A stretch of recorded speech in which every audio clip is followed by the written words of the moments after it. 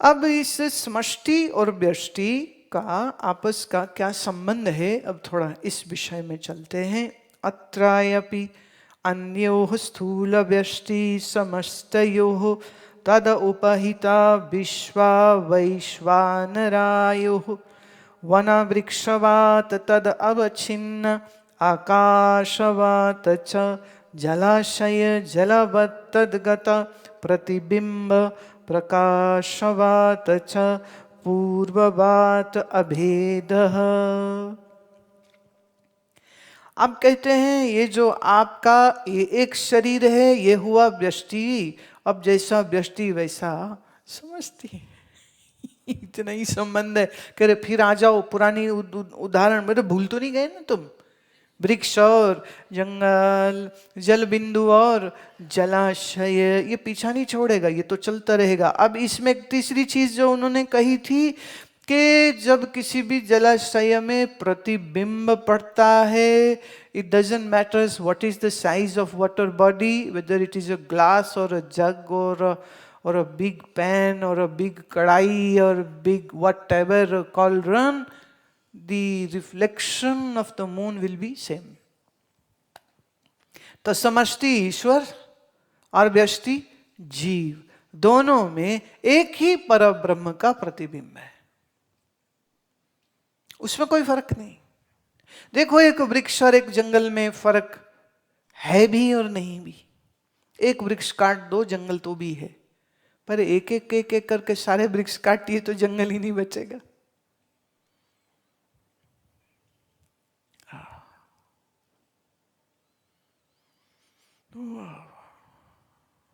बहुत सी बातें ऐसी हैं जिन्हें मुझे अभी रोकना पड़ता है, क्योंकि और वो बहुत वो कॉम्प्लिकेटेड हो जाएगा, हमें वो नहीं करना है।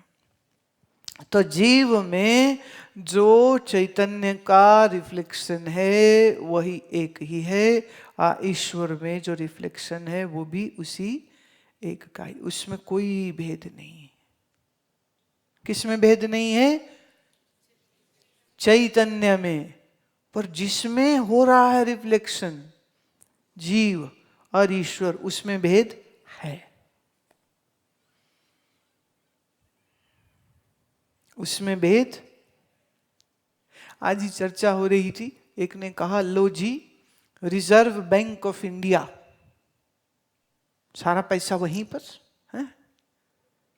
तो एक आदमी कहता है फाइनेंस मिनिस्टर को, और वो खड़ा था रिजर्व बैंक के गवर्नर के साथ। तो आदमी जाके कहता तुम में और हम में क्या फर्क, हमारे पास भी पैसे तुम्हारे पास भी पैसे।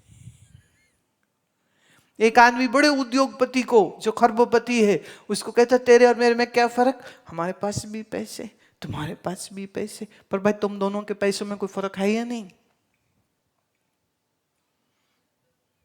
यही फर्क जीव और ईश्वर में आ जाता है। जीव और ईश्वर का फर्क बरकरार रखते हुए जो उपदेश होता है उसे कहते भक्ति। ये जीव तू छोटा है, प्रभु के सामने बहुत नम्रता से रहे, प्रभु को याद कर, कल्याण वही करेंगे, दया वही करेंगे, पार वही लगाएंगे, करुणा वही करेंगे, तेरा उनके बगैर कुछ नहीं। ये हुआ भक्ति मार्ग। अब आप उस ईश्वर को राम कह लो, कि कृष्ण कह लो, कि निर्गुण कह लो, कि निराकार कह लो, कि सतपुरुष कह लो, कि सतनाम कह लो, कि वाहिगुरु कह लो, all names are of one entity. पर वेदांत इससे 2 कदम और आगे जाता है कि जिस ईश्वर की तू आराधना कर रहा है और तू जो आराधना कर रहा है, माना तो जीव है, माना वो ईश्वर है, पर ईश्वर की उपाधि माया और जीव की उपाधि उसका अंतःकरण, ये दोनों हटाओ, चेतन चेतन एक ही है। चेतन में कोई भेद नहीं। अंतःकरण में आसक्ति बनाए रखे हुए, अंतःकरण को अपनी आइडेंटिटी बना के रखे हुए में आप कहो हम ब्रह्म हैं तो ये गप हो जाएगी, ये झूठ हो जाएगा। अंतःकरण को छोड़ के, अंतःकरण से स्वयं को परे करके तब तुम कह सकते हो मैं चैतन्य सच्चिदानंद परब्रह्म हूं। पर अगर शरीर और अंतःकरण को छोड़ते नहीं हो, उसमें मैं मेरी पूरी करके रखते हो, तो मुझे याद है स्वामी प्रबोधानंद जी एक बार यहाँ जब आश्रम में रुके थे, पूज्य स्वामी अखंडानंद जी महाराज के शिष्य, तो वो कह रहे थे, कहते देखो वेदांत सुनने वालों की हालत ये हो जाती है, जब सुना मैं ही ब्रह्म हूं, हम ब्रह्म हैं, चलो अब क्या सुमिरन करना, अब तो हम ही ब्रह्म हैं, अब क्या ध्यान लगाना, हम ही ब्रह्म हैं, अब तो हम ब्रह्म हैं, और पुण्यम न पापम न सौख्यम न दुखम, अब हमको तो कोई छू ही नहीं सकता है। अब साधना तो गई भाड़ में, बचा क्या, कहते चलो चुगली निंदा करते हैं बैठ करके।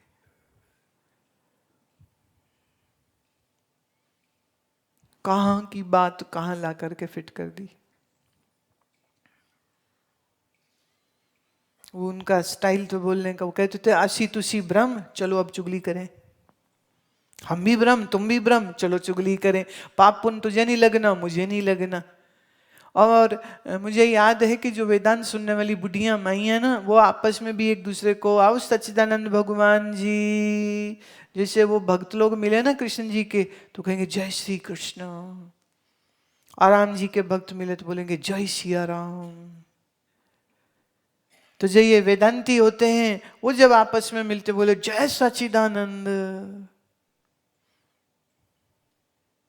शरीर 16 का था, और पहली बार मुझे सत्संग करने के लिए जब भेजा गया तो वो वेदांती बुढ़ियां माइयों के बीच में ही जाना पड़ा।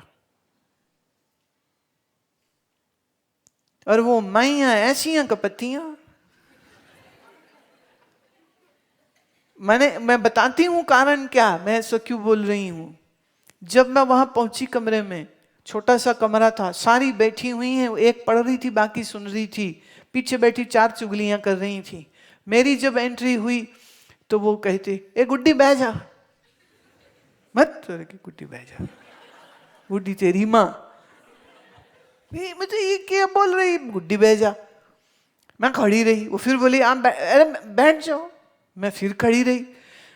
अब मैं कैसे बोलूं कि मैं तुम्ही को सत्संग सुनाने आई हूं, क्योंकि हमारे महात्मा जी ने कहा मेरा आज मन नहीं जाने का, तुम जाओ तुम सुना के आओ सत्संग। इतने में एक बोली अरे ये तो उनके साथ आई थी, वो महात्मा जी के साथ, आप वही हो? मैं हाँ।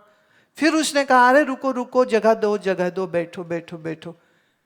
तो एक बुढ़ी माई कहती अच्छा चलो बैठो सुनो, मैं सुना रही हूं, अब मैं सुनने आई हूं तुम्हें ना, इधर देखो शिव जी है ना बैठे हुए, अहंकार खड़ा हो गया हमारे, ऐसे कैसे। फिर एक ने संभाला मोर्चा मेरे लिए, वो कहती है अरे शांत हो जाओ, जय सच्चिदानंद। सारी मैया बोली हैं जय सच्चिदानंद। उस देवी का नाम था माया। तो माया देवी जी ने सबको चुप कराया, और फिर हमने वेदांत का डिम डिम घोष बजाया, फिर हमने सुनाया। जब बोल लिए तो बाद में बोले चंगी कथा कीती है, मुल्ला मेरा टेस्ट ले रही थी ये बैठ के। अब वो अगले दिन बोले, वो उनको फोन गया, उनको बकायदा फोन गया कि ना ये तो आपकी चेली तो बड़ी तेज है, ये तो बड़ा अच्छा बोली है, तो ना कल भी इसी को ही भेजना आप। उनको साफ ही कह दिया इन अ वे कि आप मत आना, इनको ही भेज देना। तुम नहीं जानते हो कितनी मुसीबत पड़ी मेरे लिए इस बात पर। और वो भी एक्चुअली गुस्सा ही मुझसे हो गए कि भाई ये क्या करके आई है, भी भेजा मैंने तो मुझे ही आउट करके ये इसी को बुला रहे हैं। जय सच्चिदानंद, ये मैंने पहली बार कहा सुना। सब वेदांती मैया थी, और पर धीरे धीरे उनका सबका परिचय हो गया, मेरे से परिचय हो गया। फिर धीरे धीरे वो समझने लग गई, अरे हम शरीर थोड़ी देखते हैं, हमें पता है आप तो ज्ञान मूर्ति हो। तब उस समय मुझे ज्ञान मूर्ति बोलने लग गई। एक ने बोला नहीं नहीं, ये तो आनंद की मूर्ति है। मैं उन जो मर्जी कह लो, डे 1 पे जो मेरा स्वागत हुआ मुझे वो भी याद है। जय सच्चिदानंद। तो ये बोलने का विषय नहीं है, अनुभव का विषय है। याद पड़ता है, मुझे ऐसे भी एक सत्संग में मुझे जाने का अवसर हुआ, जहां वो सारे एक दूसरे को ब्रह्म जी बुलाते थे। आओ ब्रह्म जी, बैठो ब्रह्म जी, खाओ ब्रह्म जी, भोग लगाओ ब्रह्म जी। मैं की ड्रामा हो रहा Brahm ji, why are you saying this. तो वेदांत कभी कभी गले पूरा उतरता नहीं है, वो गले में फांस बन के बैठ जाता है। और ये जो अहंकार होता है जीव का, बस उसको वो फिर एनकैश कर लेना चाहता है बिना अनुभव किए। साक्षात अपरोक्ष अनुभूति किए बगैर मैं ज्ञानी हो गया हूं ये मानने लग जाता है। देखो, ज्ञान स्वरूप तो तुम हो, ज्ञानी मत बनो। ज्ञानी बनोगे तो कोई पीटेगा तुमको किसी दिन। तो ज्ञान स्वरूप वो तो तुम हो, बनना थोड़ी है उसमें। आत्मा सत्य स्वरूप है, उसे सत्य बनाना नहीं। आत्मा चैतन्य स्वरूप है, उसे चैतन्य बनाना नहीं। आत्मा आनंद स्वरूप है, उसे हमने आनंद करना नहीं है, जानना है बस। वेदांत की ये विद्या ऐसी है, वो कहते हैं आंख न बंद करने की जरूरत, ना आंख टेढ़ी करने की जरूरत, ना रीढ़ की हड्डी सीधी करने की जरूरत, बस जानने की जरूरत। क्या जानना है? जो है बस उसी को जानना है, जो हो रहा है बस उसी को जानना है। मानना कुछ भी नहीं है यहां पर। तो आपके इसी शरीर में सारे देवता हैं। आप मानो न मानो, चाहो न चाहो, चंद्रमा भी यहीं, ब्रह्मा भी यहीं, विष्णु भी यहीं, शिव भी यहीं। बोले हम नहीं मानते किसी शिव को, मत मानो, काम तो कर ही रहा है वो। ये भी शिव ही है ना जो कहता मैं नहीं मानता। या शिव किसका देवता है? अहंकार का। जिन महादेव और पार्वती की आप मूर्तियां देखते हैं, हम उसकी बात नहीं कर रहे हैं। पर जिसको हम महादेव कह रहे हैं वो कौन है? जो अपने आप में प्रतिष्ठित भी है और जो ईश्वर की कोटि में भी है। अच्छा प्रभु, ये भी बड़ी माया है, हर ब्रह्मांड का अलग अलग ब्रह्मा विष्णु महेश होता है। और इस ब्रह्मांड में कितने हैं? कितने? बोले बहुत से।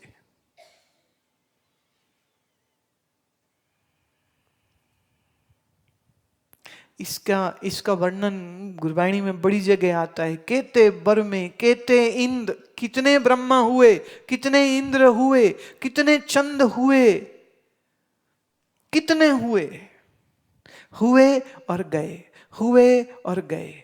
गए मतलब पहले दिख रहे थे फिर नहीं दिख रहे, पहले व्यक्त थे फिर सूक्ष्म हो गए, पहले व्याकृत थे फिर अव्याकृत हो गए।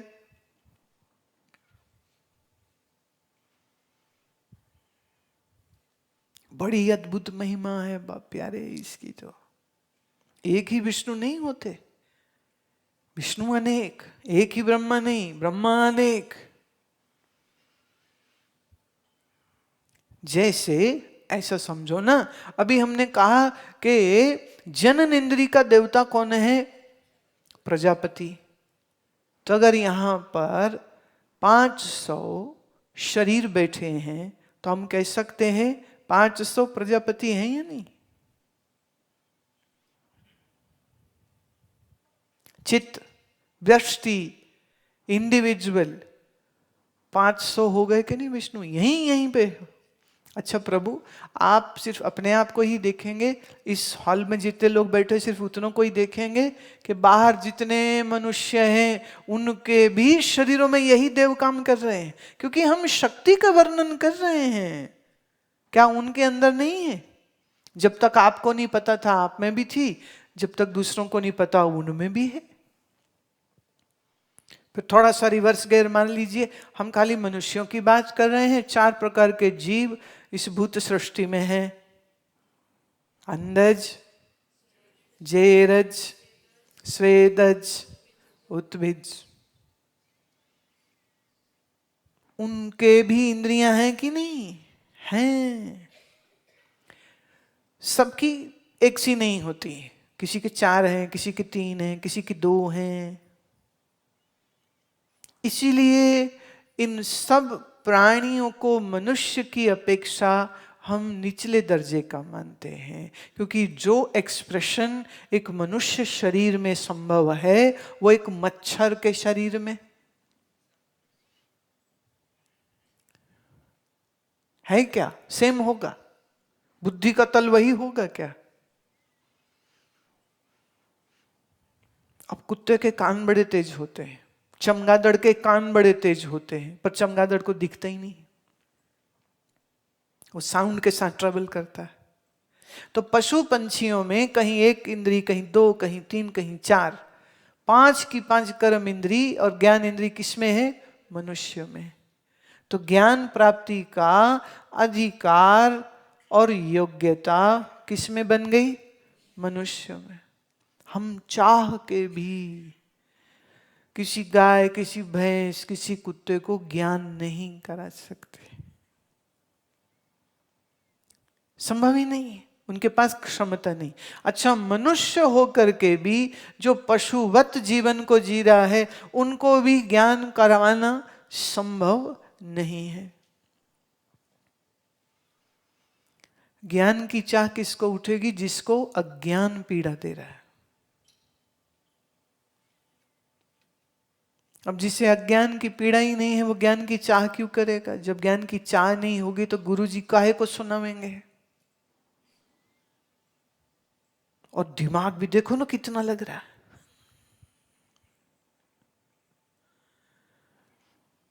समझने में प्रयास करना पड़ता है, कष्ट झेलना पड़ता है। आखिरी एक श्लोक ले लेते हैं। एवं पंचीकृत पंच भूतेभ्यः स्थूल प्रपंच उत्पत्ति। इस तरह से ये 5 तत्वों के पंचीकरण से स्थूल शरीर की जो अभिव्यक्ति है, कहते जी उसकी चर्चा अब हमने यहां पे आके पूरी कर दी। कारण की करी, फिर सूक्ष्म की करी, फिर स्थूल की करी। और कैसी अद्भुत चर्चा।